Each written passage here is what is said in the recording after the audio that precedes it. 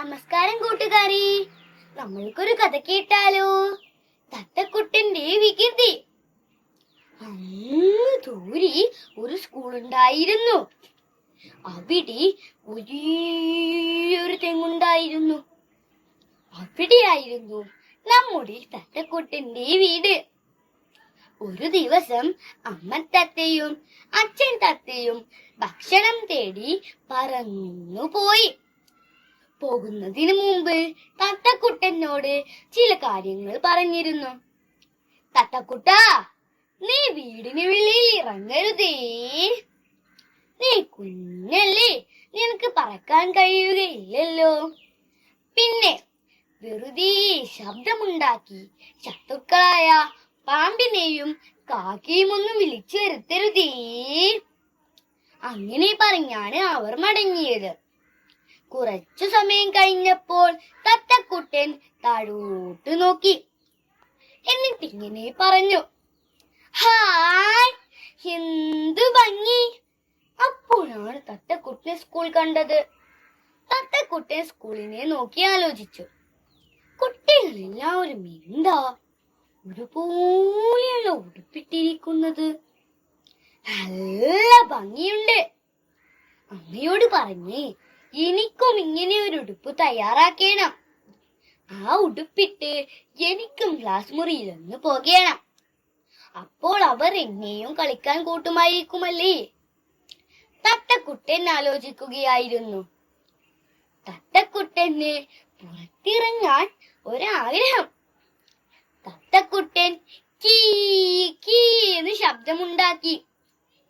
അപ്പോൾ താഴെ പുല്ലുമേല് കൊണ്ടിരിക്കുന്ന പശു പറഞ്ഞു, തത്തക്കുട്ടാ, നീ നിർത്തിക്കോ. ആ പാമ്പ് കേട്ടാൽ അറിയാലോ. ആ കാക്ക നിന്നെ നോക്കുന്നുണ്ടായിരുന്നു. എന്നാൽ തത്തക്കുട്ടൻ അതൊന്നും കേട്ടില്ല.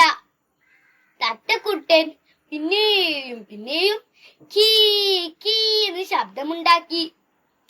അപ്പോൾ താഴെ സ്കൂൾ കുട്ടികളും തത്തക്കുട്ടനു നേരെ കീ കീ എന്ന് ശബ്ദമുണ്ടാക്കി. പെട്ടെന്ന് സ്കൂളിൽ ബെല്ലടിച്ചു.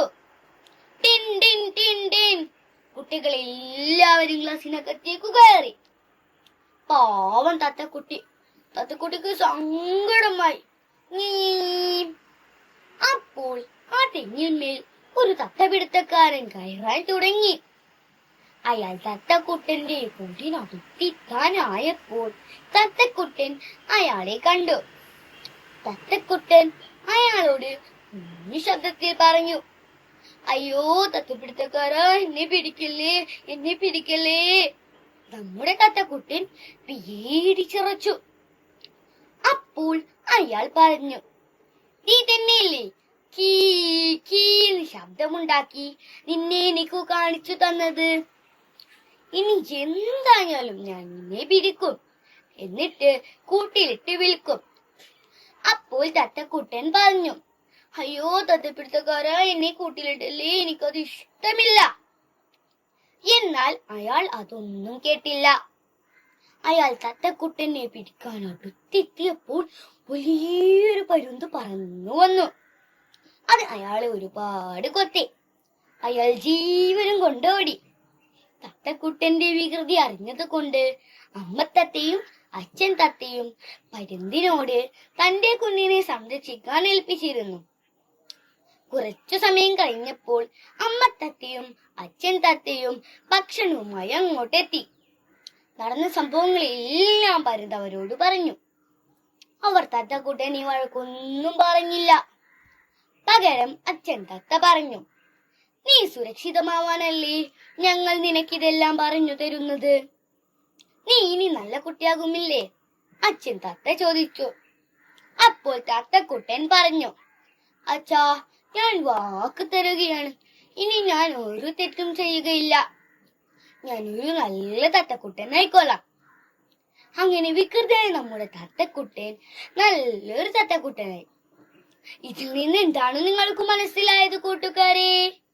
നാം മുതിർന്നവർ പറയുന്നത് അനുസരിക്കണം, അല്ലെങ്കിൽ നാം ആപത്തിലേ പെടും. നിങ്ങൾക്ക് എന്റെ ഈ കൊച്ചു കഥ ഇഷ്ടമായ കൂട്ടുകാരെ, നന്ദി, നമസ്കാരം.